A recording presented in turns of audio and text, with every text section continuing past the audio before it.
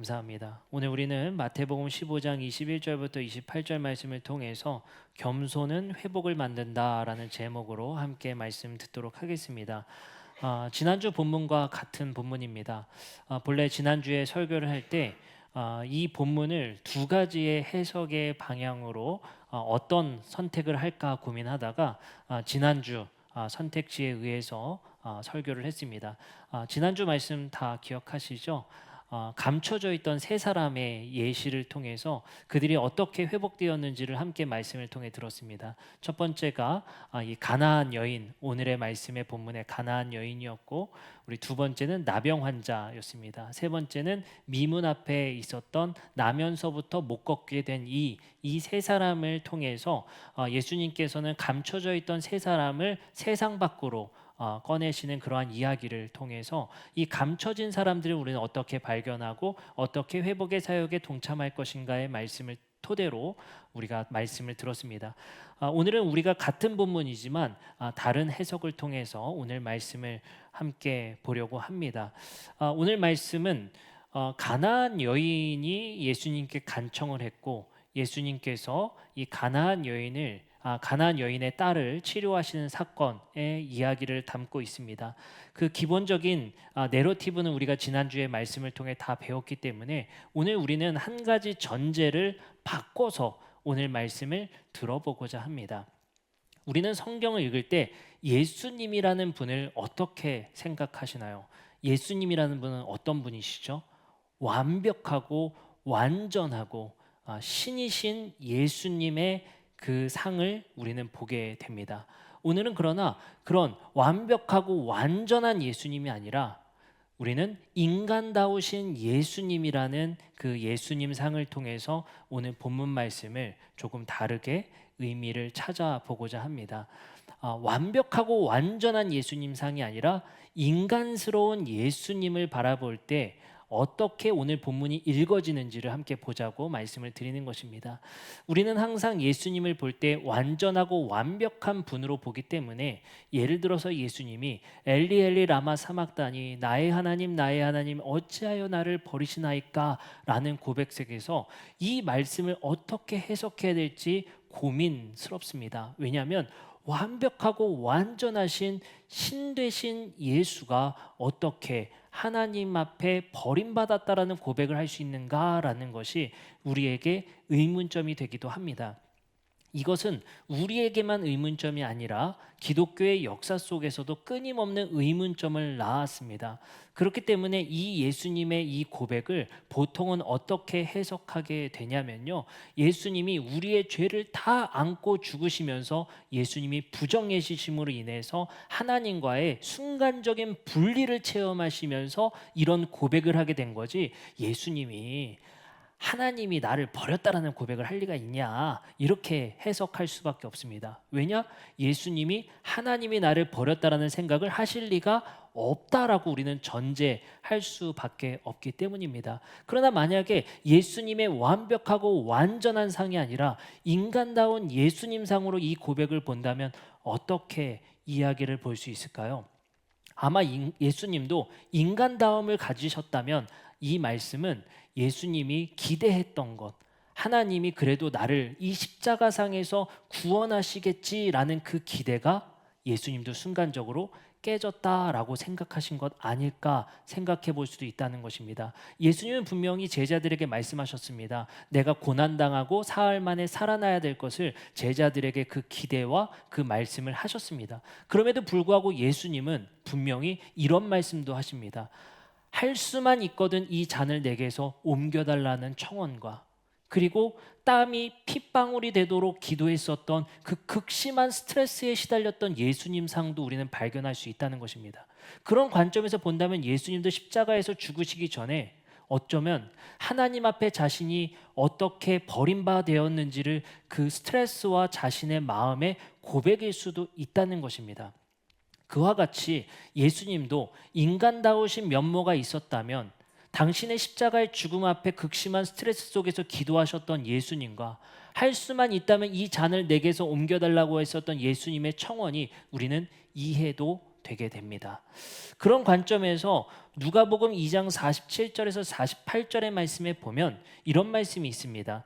듣는 자가 다 그 지혜와 대답을 놀랍게 여기더라. 그의 부모가 보고 놀라며 그의 어머니는 이르되 아이야 어찌하여 우리에게 이렇게 하였느냐 보라 내 아버지와 내가 근심하여 너를 찾았노라. 분명히 누가복음 2장 47절에서 48절의 예수님의 유아기는 꽤 비범했던 것 같습니다. 그러나 그 뒤에 나오는 52절의 말씀에 우리가 잘 아는 말씀이 나오죠.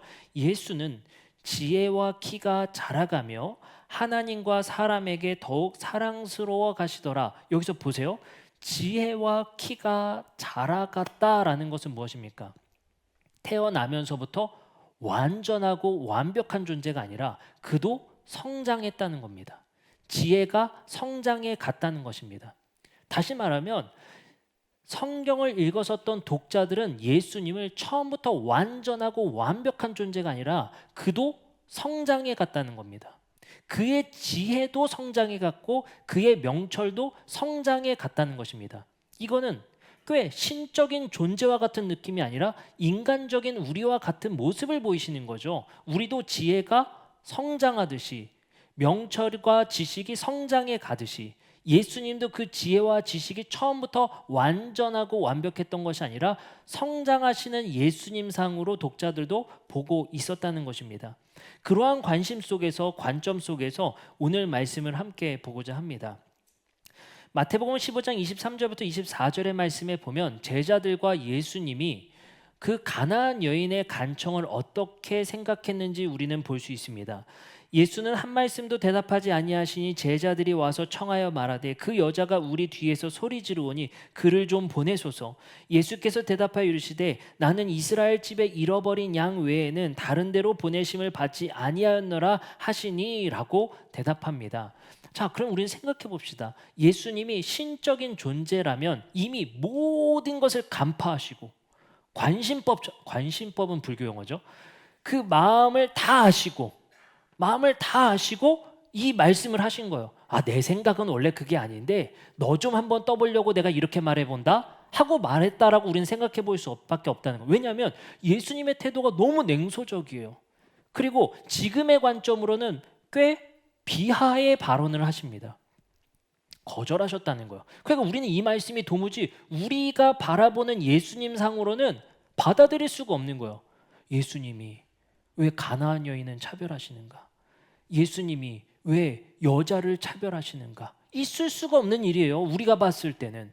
그러나 예수님 분명히 그렇게 행동하고 계십니다. 자, 그리고 나서 이야기합니다. 예수님의 소명은 이스라엘 집에 잃어버린 양 외에는 나는 보내심을 받은 적이 없다라고 자신이 가지고 있던 소명을 이야기하십니다. 그렇다면 예수님이 이 소명에 대한 이야기도 그냥 해본 얘기일까요? 아니면 거짓말로 나는 원래 온 인류를 위해서 왔어 라고 생각하고 있는데 내가 너 한번 떠보기 위해서 나는 내 소명을 이렇게 말할 거야 라고 하셨을까요? 우리는 그렇게 생각하지 말고 예수님은 정말 이렇게 생각하고 있었다고 우리는 보자는 겁니다. 예수님의 생각은 이스라엘 집에 잃어버린 양 외에는 다른 데로 보내심을 받지 않았다라는 소명을 가지고 있었다라고 보는 겁니다. 진짜 그렇게 생각했다는 겁니다. 그러고 나서 가나안 여인이 요청합니다. 여자가 와서 예수께 절하며 이르되 주여 저를 도우소서. 대답하여 이르시되 자녀의 떡을 취하여 개들에게 던짐이 마땅하지 아니하니라 라고 두 번째 예수님의 냉소적인 태도를 보여주십니다. 개들에게 나는 떡을 주지 않는다. 여기서 개는 뭡니까? 이방인들을 부르는 명칭이었어요. 개 정도의 취급을 했는데 개 중에 개죠. 개 중에 개. 그게 뭐예요? 이방인 중에 여자였어요. 이방인과 여자의 문제는 뭐냐면요, 요한복음의 말씀에 의하면 우물가에서 만났던 사마리아 여인에 대한 이야기를 통해 우리가 힌트할 수 있는데 그 시간대에 사마리아 여인들이 우물에 나와서 물을 기르기 때문에 남자들은 그 길을 지나가지조차 않았다는 거예요. 마주치고 싶지도 않은 존재의 표현이 바로 개예요. 그 여자에 대해서 남들이 다 쓰던 표현을 예수님이 이 말씀을 쓰니까 저는 이 말씀을 지워버리고 싶어요. 예수님이 어떻게 세상 사람 생각하듯이 똑같이 생각하셨냐? 예수님이 어떻게 사람들은 다 그 이방 여인 어떻게 차별하고 그런 표현 쓸 수 있겠지만 예수님도 똑같이 그 표현 쓰시냐? 실망할 수 있단 말이에요. 근데 예수님이 진짜로 이렇게 말씀하셨어요. 그 떡을 취하여 개들에게 주는 것은 마땅하지 않다라고 예수님이 말씀하십니다. 자, 우리는 이 말씀을 통해서 우리는 한 가지 생각해 볼 점이 생기게 됩니다. 예수님이 만약에 진짜 그렇게 생각하셨다면 이라는 거예요. 진짜 그렇게 생각하셨다면 이 말씀이 어떤 의미냐는 거예요. 그리고 나서 가나안 여인이 말합니다. 예수님, 개도 그 상에 떨어진 떡의 부스러기를 먹지 않습니까? 이 여인이 지혜롭게 예수님께 답변을 했어요. 여기서 이 여인의 이야기는 뭘 얘기하는 겁니까? 내가 이방 여자지만 당신들이 나를 개로 취급하는 건 알지만 개도 먹을 권리가 있지 않습니까? 개도 이 세상에서 살아갈 권리가 있지 않습니까? 당당하게 이 여인은 예수님께 자신의 권리를 주장했습니다. 자신의 권리를 여자에게 주장하자 예수님의 답변은 이렇게 말합니다. 28절입니다. 이에 예수께서 대답하여 이르시되 여자여 너의 믿음이 크도다. 내 소원대로 되리라 하시니 그때부터 그의 딸이 나으니라. 예수님이 그 말씀에 응답해 주셨어요. 그리고 그 딸이 낳습니다. 이게 첫 번째 에피소드예요. 잘 들으셨죠? 그리고 이거와 비교할 말씀이 한 가지 있어요. 여러분들 충격받으실 겁니다. 똑같이 비슷한 사건인데 이번엔 딸이 아니라 자신의 하인을 치료해달라고 하는 한 백부장의 이야기입니다. 이 백부장도 이방인의 상징이에요. 백부장은 로마의 군인, 100명의 군인을 통솔하는 장군입니다. 그가 예수 앞에 나타납니다. 마태복음 8장 5절부터 6절입니다. 같은 마태복음 본문입니다. 예수께서 가버나움에 들어가시니 한 백부장이 나와 간구하여 이르되 주여 내 하인이 중풍병으로 집에 누워 몹시 괴로워합니다. 그러자 예수님이 뭐라고 말씀하셨습니까? 이 떡을 개들에게 주는 것도 마땅하지 않다가 아니라 내가 가서 고쳐주겠다 라고 말씀하십니다. 마태복음 8장 7절입니다. 이르시되 내가 가서 고쳐주리라 라고 말씀하셨단 말이에요. 얼마나 이 가나안 여인에 대한 태도와 이 백부장에 대한 태도가 다르다는 것을 알 수가 있습니다. 마태복음 8장 13절에서는 백부장이 그럴 필요 없습니다. 당신의 말씀만으로도 그는 치료받을 겁니다 라는 고백 속에 예수님은 이렇게 응답하십니다. 13절입니다. 예수께서 백부장에게 이르시되 가라 내 믿은 대로 될지어다 하시니 그 즉시 하인이 나으니라 라고 말씀하십니다.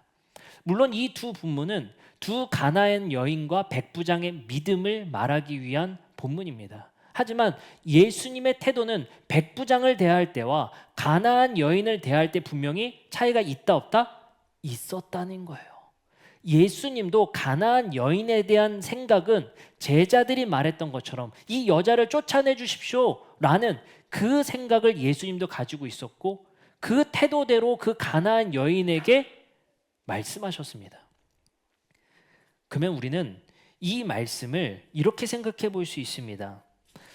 자, 예수님은 이 가나안 여인의 적금과 이 가나안 여인에게 하신 말씀을 우리는 이렇게 생각해 볼 수 있는 거죠. 예수님은 이 가나안 여인에 대해서 진짜 편견을 가지고 있었다면, 예수님도 제자들과 똑같은 생각을 가지고 있었다면 그는 뭐가 놀라운 겁니까?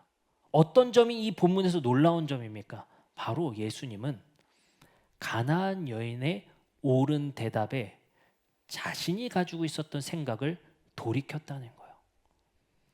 내가 원래 가지고 있었던 편견과 내가 원래 가지고 있었던 이방인에 대한 생각과 내가 원래 가지고 있었던 소명을 바꾸게 됩니다. 이 말씀을 기점으로 바로 유대인을 위한 복음이 아니라 이방인을 위한 복음에 이르기까지 확장되었다는 거예요. 독자들 입장에서 생각해 봅시다. 당시에 개라고 불렸었던 여인, 그 중에 이방인 중에 여자가 말을 걸어서 치료받은 사건, 그 사건에 집중할 수 있지만 그들이 도무지 받아들일 수 없는 충격적인 사건은 뭔지 아세요? 예수님이, 우리가 섬기던 그 예수님이 그 낮고 낮은 가나안 여자의 이야기 때문에 자신의 생각을 바꾸셨어. 그를 봐봐. 우리의 생각들을 봐봐. 너희들 하인이 와서 너에게 옳은 말 한다고 너의 태도를 바꿀 수 있어? 없어요. 가끔 저희 아이들이 저한테 따져 물을 때가 있어요. 집에서 제가 핸드폰을 하고 있으면 저한테 와서 얘기합니다. 아빠, 핸드폰 오래 하지 말라며, TV 오래 보지 말라며 저한테 얘기를 해요. 그럼 제가 이제 당황을 합니다. 아빠는 일하는 거야. 우리의 뻔한 멘트죠. 그렇게 말을 합니다. 그래서 얘기합니다. 아, 그래도 너무 오래 보는 거 아니야? 얘기해요. 그러면 이제 우리는 얘기하죠. 너무 옳은 말이에요. 그래서 얘기합니다. 쓸데없는 소리 하지 마. 화가 나는 거예요. 왜요? 나보다 논리도 안 되는 어린아이가 와서. 근데 여러분들 가끔 아이들이 너무 논리적이라 내가 충격받을 때가 있어요. 내가 틀렸다는 걸 인정해야 되는데 어떻게 해요? 야, 쓸데없는 소리 하지 말고 가. 이게 어떤 생각을 갖게 되는 줄 아십니까? 우리 사람은 방어 기제가 있기 때문에 맞다는 것을, 내가 틀렸다는 것을 인정하기가 너무 어려워요. 근데 2000년 전 이 유대 땅에서는 어땠습니까? 편견이라는 것, 이방인에 대한 생각이라는 것을 바꿀 수 있습니까? 이방인에 대한 태도를 바꿀 수 있습니까? 이 여자의 간청 때문에 예수님의 소명을 바꿀 수 있습니까? 예수님이 완전하고 완벽한 인간이라고 말을 할 수 있는 것은 그는 자기에 대한 성찰과 객관화가 온전했다는 거예요. 그는 자신이 가지고 있던 생각조차도 가나안 여인의 옳은 말에 의하면 바꿀 수 있었다는 거예요. 이것이 예수님의 이 이야기를 읽으면서 예수라는 그 예수님이라는 분을 롤모델로 삼았던, 그분을 선생님으로 삼았던, 그분을 구주로 삼았던 이들에게 이게 얼마나 놀랍고 충격적인 이야기였겠습니까? 아마도 이 포인트가 예수님을, 야, 이분은 우리 인간이 할 수 없는 분이야. 인간이 생각할 수 없는 태도를 가졌어. 인간이 생각할 수 없는 태도와 인격을 가지셨어. 그게 뭐예요? 모든 사람에게 평등했다는 게 아니에요. 그도 똑같이 생각했지만 돌이킬 수 있는 용기가 있었던 거예요. 그도 똑같이 생각했지만, 그도 가나안 여인을 똑같이 취급했지만 자기가 틀렸다는 것을 통해 고칠 수 있는 힘이 있었다는 거예요. 여러분들, 그게 더 놀라운 점 아니겠습니까? 그는 지혜와 키와 명철이 자라나고 있었다. 여러분들, 얼마 전에 제가 그 교보문고의 책을 봤는데 책 제목이 뭔지 아세요? 같이 밥 먹고 싶은 아저씨 되기 노하우 책이더라고요. 같이 밥 먹고 싶은 아저씨 되기 노하우. 그 책을 좀 한번 읽어봐야 되겠어요. 여러분들, 예수님은 자신이 가졌던 편견과 편향적인 생각에 멈추어 계셨던 분이 아니라 성장해 가셨어요. 자기가 틀렸다는 것을 고칠 수 있는 분이었고, 자기가 유대 땅에 복음을 전하러 왔었다라는 작은 소명에서 온 인류를 위한 복음의 사명이라는 것의 틀로 넘어가는 분이었어요.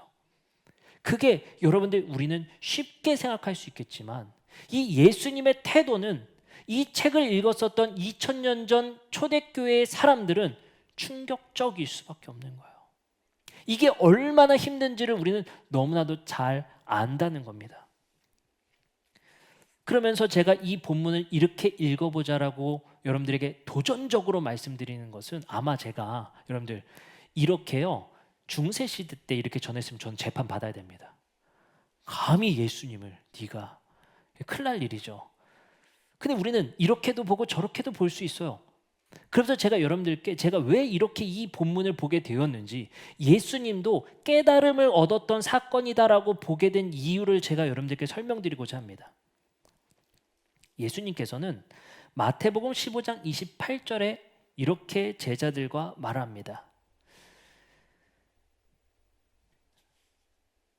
그제서야 예수께서 그 여자에게 말씀하셨다. 여자여, 참으로 내 믿음이 크다. 내 소원대로 되어라. 바로 그 시각에 그 여자의 딸이 나았다. 여기서 예수님이 하신 말씀만 보세요. 여자여, 참으로 내 믿음이 크다. 너의 소원대로 되라. 이렇게 말씀하셨어요. 근데 잘 봅시다. 그 앞전에 23절의 말씀에 보면 이렇게 말해요. 예수는 한 말씀도 대답하지 아니하시니 제자들이 와서 청하여 말하되 그 여자가 우리 뒤에서 소리 지르오니 그를 보내소서. 자, 여기서 두 번 여자여, 여자여라고 똑같은 명칭을 씁니다. 근데 23절에서는 그 여자를 이라고 할 때 그녀를 말하고 하는 대명사, 일반적인 대명사를 쓴단 말이에요. 근데 예수님이 칭찬할 때 여자여라고 말했었던 이게 헬라어로 귀나이라는 헬라어를 씁니다. 이게 또 한 번 쓰이는데 언제 쓰이는 줄 아세요? 이 귀나이라고 여자여라고 부르는 이 호칭이 요한복음에 쓰이거든요. 요한복음에 예수님의 어머니가 아이고 물이 떨어졌습니다 예수여 이렇게 말했을 때 여자여 나와 무슨 상관이 있나이까, 이때 여자여예요. 그래서 야 예수님 아무리 그래도 그렇지 자기 엄마한테 너무 버릇이 없는 거 아니야? 그렇게 느꼈던 말씀이에요. 근데 여기서 여자여라고 말하는 이 귀나이라는 헬라어는 굉장히 높은 존칭입니다. 부인, 사모님 정도의 의미예요.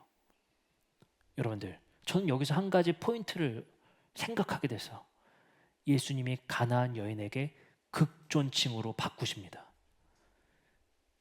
여자 중 한 명이라고 불렀었던 예수가 가나안 여인을 귀나이 이렇게 부릅니다. 바로 부인이여. 예수님의 생각이 바뀌었다는 거예요. 그 여자에 대한 태도가 바뀌셨다는 거예요. 두 번째, 내 믿음이 크도다라고 말할 때 크도다, 메갈레수 헤피스티스라는 헬라어가 있습니다. 여기서 메갈레라는 헬라어는 감탄사예요. 어떤 표현이냐면요, 이걸 이렇게 표현해 보면 좋을 것 같아요. 그래 네 말이 맞다. 그 말이 뭡니까? 내가 너 때문에 깨달았다. 내가 너 때문에 내 생각을 바꿨다. 바로 크다. 내 믿음이 크다. 내가 너를 인정한다가 아니에요. 너로 인해 내가 깨달았다. 이 예수님의 태도가 그 여인에 대한 태도가 바뀐과 동시에 깨달음을 얻었었던 장면이라는 것을 우리는 볼 수 있다는 거예요.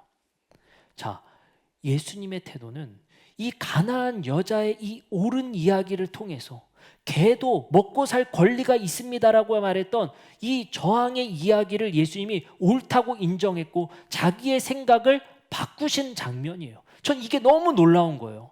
예수님은 바로 자기의 생각을 이 가나안 여자의 이야기여도 바꿀 수 있었다는 거예요. 그리고 말합니다. 이 예수님의 태도와 상반된 태도가 마태복음 15장 7절에 나옵니다. 외식하는 자들아 이사야가 너희에 관하여 잘 예언하였도다 이뤘을 때 여기서 외식한다는 게 뭡니까? 외식한다는 게 뭐예요? 그게 나쁜 줄 알면서도 틀린 줄 알면서도 그 율법을 너희들이 부모 공경 안 하려고 부모 공양 안 하려고 너희들 율법을 그렇게 고쳐 쓰는 거 너희들 알면서 너희들 그렇게 악하게 지키지 않냐. 이게 외식하다예요. 예수님은 자신의 틀렸다는 생각과 자신이 편견을 가지고 있었던 생각을 고칠 수 있었던 분이었고, 외식하는 바리새인들은 뭡니까? 틀리면 틀렸다라고 말을 해줘도 바꾸지 않는 사람들이 바로 외식하는 자들이에요. 그래서 성경은 겸손과 회개를 강조하는 게 무엇입니까? 우리는 완전하고 완벽한 인간들이 아니라 언제든지 우리는 우리의 틀림과 잘못을 인정하고 돌이키는 힘이 있는 것이 바로 그리스도인이라는 거예요. 내가 편견을 가지고 편향을 가지고 생각하고 있었던 것들이 무너진다라는 것을 내가 인정하는 것. 그것이 바로 예수님이 우리에게 보여주신 가나안 여자의 이야기일지언정 자신의 삶과 태도와 생각을 돌이키신 예수님의 모델입니다.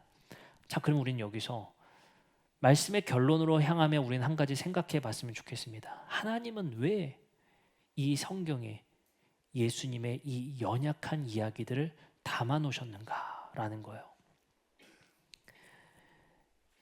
예수님이 고뇌하셨던 말씀입니다. 누가복음 22장 41절부터 42절의 말씀입니다. 그들을 떠나 돌 던질 만큼 가서 무릎을 꿇고 기도하여 이르시되 아버지여 만일 아버지의 뜻이거든 이 잔을 내게서 옮기시옵소서. 그러나 내 원대로 마시옵고 아버지의 원대로 되기를 원하나이다 하시니, 여러분들 이것도 예수님이 완벽하고 완전하신 예수님이 그가 설마 겁에 지르시겠어? 설마 죽음 앞에서 그가 공포심이 있겠어? 그러나 예수님의 이 말씀은 분명히 죽음 앞에서 두려움 속에 있었던 예수님의 모습을 보게 됩니다. 그리고 예수님은 절규하십니다. 엘리 엘리 라마 사막다니, 나의 하나님 어찌하여 나를 버리십니까? 왜 이 모습들을 하나님은 성경에 예수님의 이 연약한 모습들을 왜 담아 놓으셨을까요? 완벽하고 완전하신 예수님상 늘 물 위만 걷고 모든 것을 통찰하시고 모든 지혜 앞에 뛰어나시고 2000년 전에 볼 수 없었던 그 평등 정신과 박애 정신을 가진 예수님상이 아니라 왜 그는 우리처럼 편견을 가질 수도 있고 우리처럼 죽음 앞에 두려움 속에 있을 수 있고 왜 그도 고난 속에서 하나님이 버리신 것 같은 느낌을 받는 장면을 왜 그대로 두셨을까? 저는 여기에 하나님의 깊은 위로와 하나님의 깊은 뜻이 있다고 생각합니다. 하나님은 예수님의 완벽하고 완전한 상을 성경에 담아두신 것이 아니라 그도 우리처럼 배고프고 그도 우리처럼 피곤을 느끼시며 그도 우리처럼 땀이 피가 날 정도로 스트레스를 받으시며 그도 죽음 앞에 공포를 느끼시며 그도 죽음 앞에 고난 속에서 마치 하나님이 나를 버리신 것 같은 그 하나님에 대한 부재를 느끼시는 분으로 왜 성경은 그대로 두었을까? 왜 성경은, 왜 하나님은 예수님이 그도 똑같이 제자들이 생각했던 것처럼 가나안 여인을 똑같은 태도로 대하셨던 그 예수님의 어쩌면 예수님의 그 실책하는 모습과 같은 것을 왜 그대로 성경에 두셨을까? 여러분들, 하나님은 우리에게 분명한 뜻이 있어 이것을 말씀하시는 것 같습니다. 그것은 바로 우리는 예수님께서 우리에게 보여주신 태도를 보라는 거예요. 그가 우리와 똑같은 삶을 살아내셨고 똑같은 공포와 똑같은 생각과 똑같은 편견도 가질 수 있는 분이었지만 그가 달랐던 것은 돌이킴이었습니다.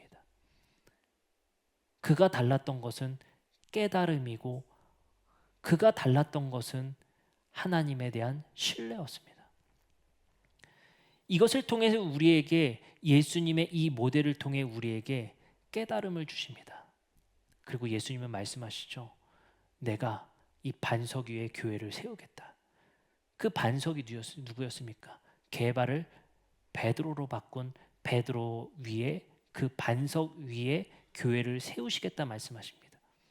이것을 고백으로 해석하는 게 개신교라면 베드로라는 사람 위에 교회를 세우겠다라고 해석하는 게 가톨릭입니다. 근데 여기에도 꽤 큰 의미가 있다고 제가 설명을 드렸죠. 베드로 위에 교회를 세우겠다라는 예수님의 의미로 생각하면 어떤 의미가 됩니까?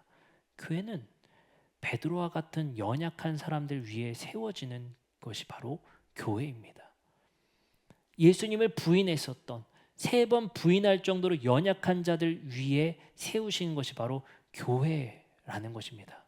그래서 우리는 이 교회는 완벽하고 완전한 예수님 같은 사람들이 모이는 것이 아니라 우리도 때로는 편향되고 우리도 때로는 편견을 가지고 있고 우리도 때로는 말실수하는 그 연약한 사람들의 모임이 바로 교회라는 사실입니다.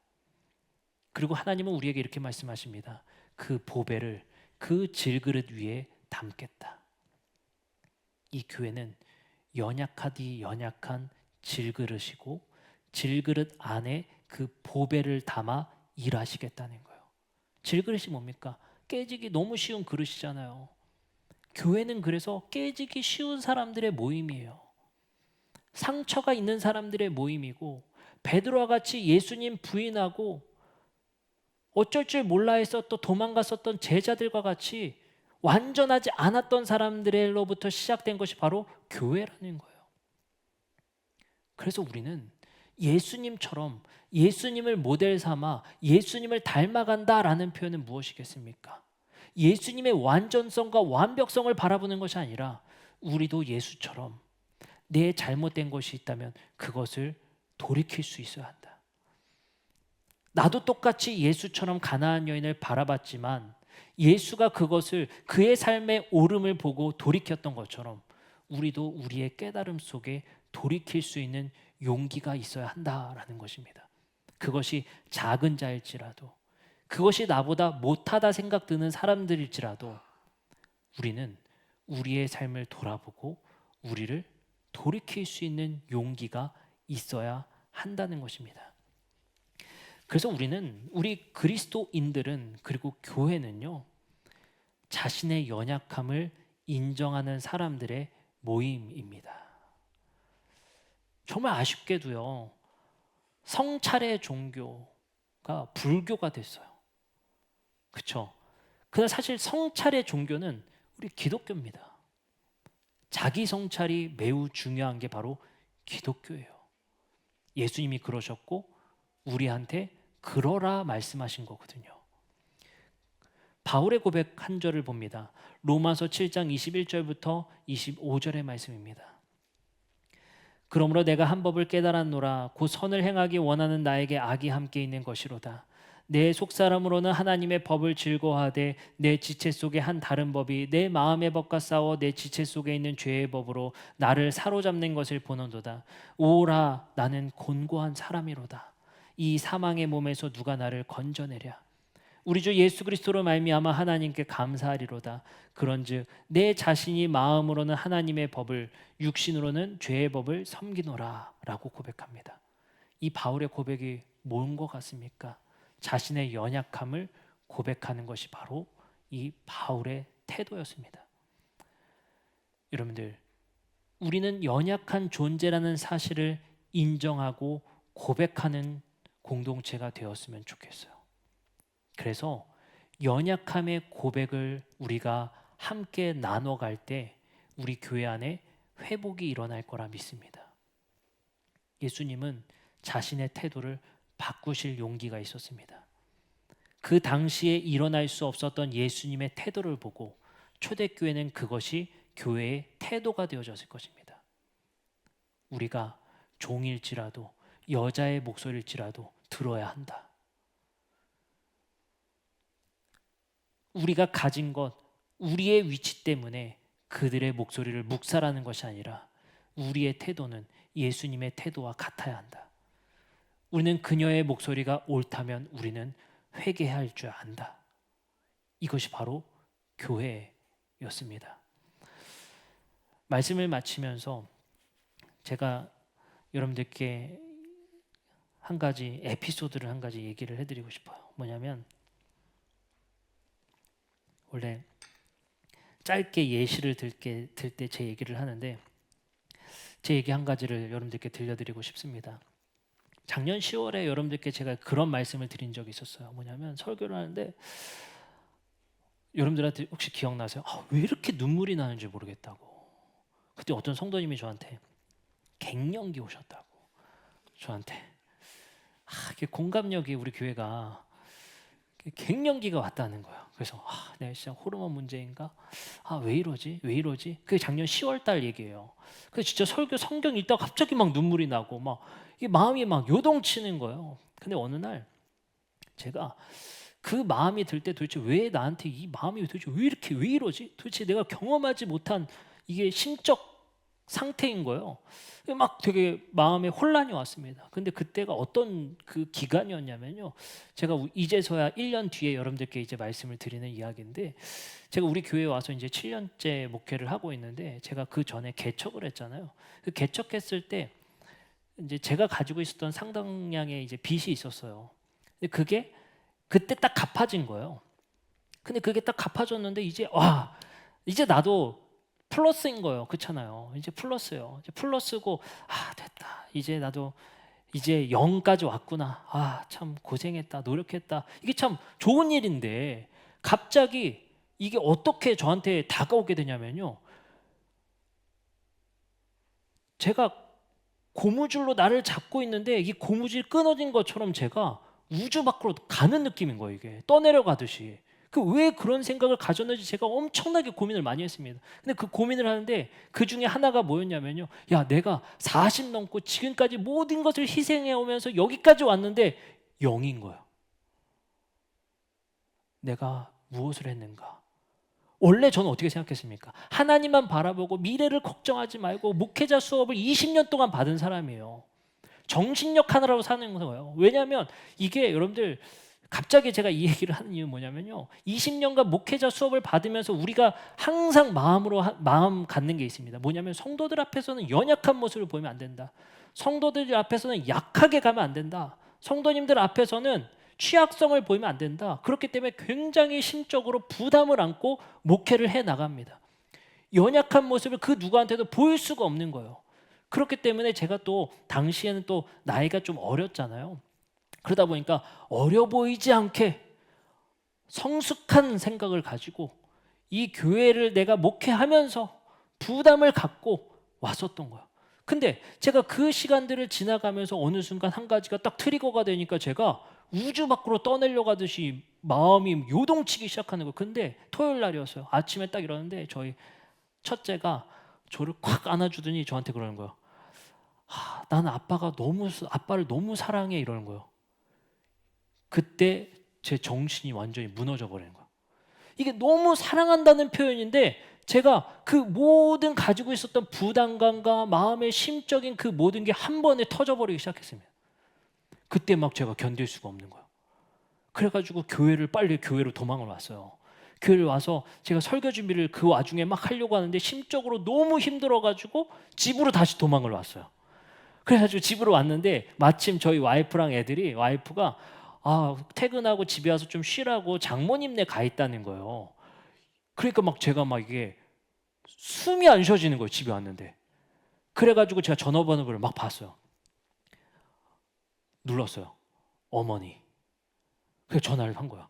그래서 저희 어머니가 전화를 딱 받더라고요. 말을 못 하겠는 거예요. 입이 안 떨어져요. 제가 옛날에는 제가 참 교만했던 게 정신이 나약해서 말이야. 이렇게 살아왔던 사람인데 제가 이게 막 손이 떨리면서 숨이 안 쉬어지면서 말이 안 나오는 거야. 그래서 제가 어머니에 전화를 했어요. 10초 동안 말을 못 하는 거야. 그 어머니가 너 무슨 일 있지? 딱 이러시는 거야. 그때 제가 눈물이 막 쏟아지기 시작하는데 견딜 수가 없는 거야.